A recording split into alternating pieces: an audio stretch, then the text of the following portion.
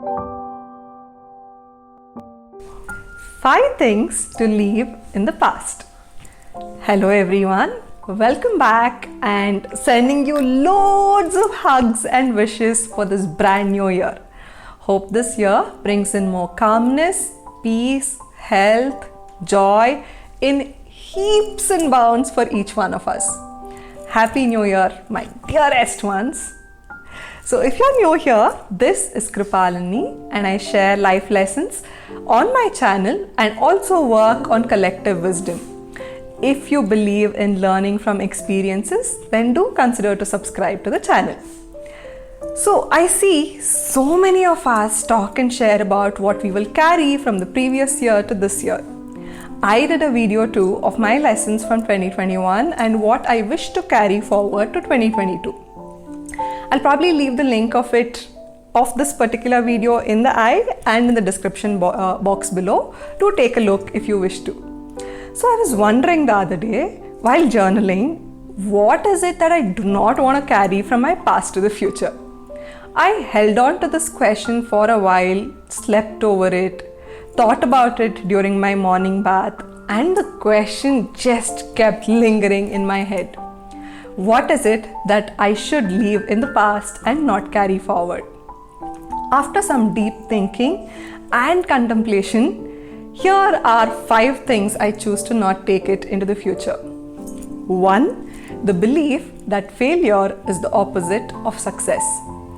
Failure is not the opposite of success, and in fact, it's the major composition of what makes success. Failure takes the space when we choose to see from this lens. Today, when I look back, I can clearly see every small, big failure that I faced shaped me in becoming a better person. At that moment, it was bitter, but when I changed the lens through which I was seeing it, I can clearly see what was missing. And what I learned from it was immeasurable. Each of these failures were that yucky but rich manure that nourished me to grow. So I hope to befriend failures in the future and not to see them as the opposite of success. 2. Being the victim of my past. All of us do this more often than we think. We all are kind of stuck in that bad experience and in the same old place that we got betrayed, where we got hurt, or where something unpleasant happened. We relive this more times than it deserves. We kind of become prisoners stuck in the same place forever. The key to escape that prison is in our own hands. We must choose to leave that room and probably not go back again at all. I hope this year we walk out of the past moment and not go back to them because we choose to not feel that pain anymore. 3. Seeing all relationships from the same lens.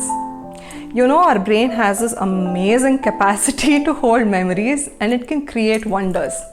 I just get super fascinated about the capacity and the potential that this small little organ holds. It's the most fascinating part of human body for me. Let me explain something here.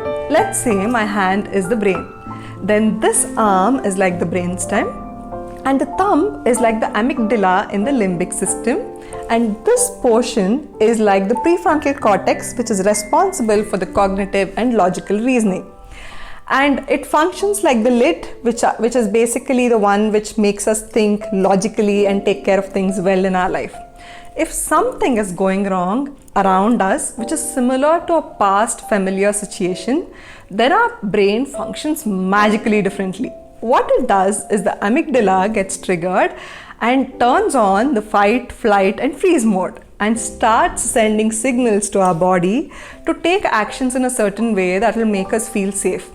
And at this moment, the lid is off, which basically means that we don't have the ability to think straight anymore. So we start matching to the past and behaving as if it were in the present. The best way and the simplest way to avoid this mind trap is to build self-awareness. When that alarm of amygdala is getting turned on, just remember to tell yourself that the past and the present is not the same. It's easier said than done, and it will obviously bring you back to your resilient mode, but needs a lot of effort. That's the best way to not bring the past relationships into the present one.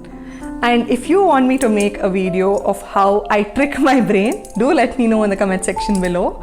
I will be more than happy to share those lessons and also probably get into more details of how this wonderful organ called the brain works. So that's my third one. And 4, winning everyone's approvals.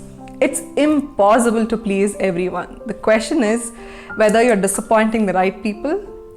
Part of setting healthy boundaries is deciding who you're willing to let down and who has the right to make you feel guilty.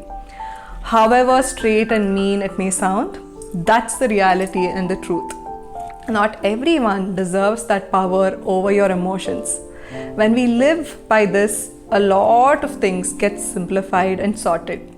There is no way that we can please everyone and get everyone to approve what we are doing. The faster we learn this, the better. So winning everyone's approvals is for sure buried in the past. Credit to Adam Grant for sharing such a powerful life lesson, and I hold it close to my heart and is the answer to a lot of roadblocks that I face. 5. Be that perfect person. For a very long time, I have suffered the imposter syndrome. I in fact also made a video about it. I'll link it up here and also in the description box below. It was the toughest mental battle that I faced in life, and I had to fight it out very hard. I never felt complete and felt enough. I always was on a treadmill to rush and run to reach a destination.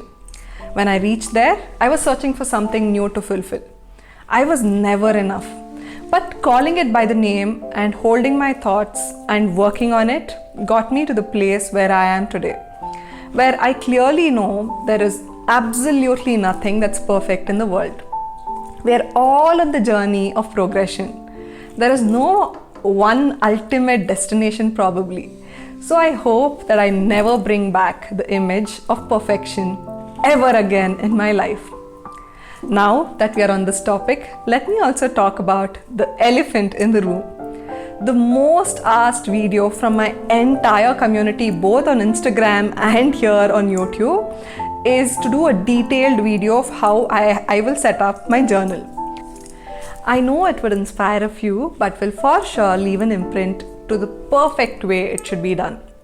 And like I always say, your planner or journal is supposed to be your best friend.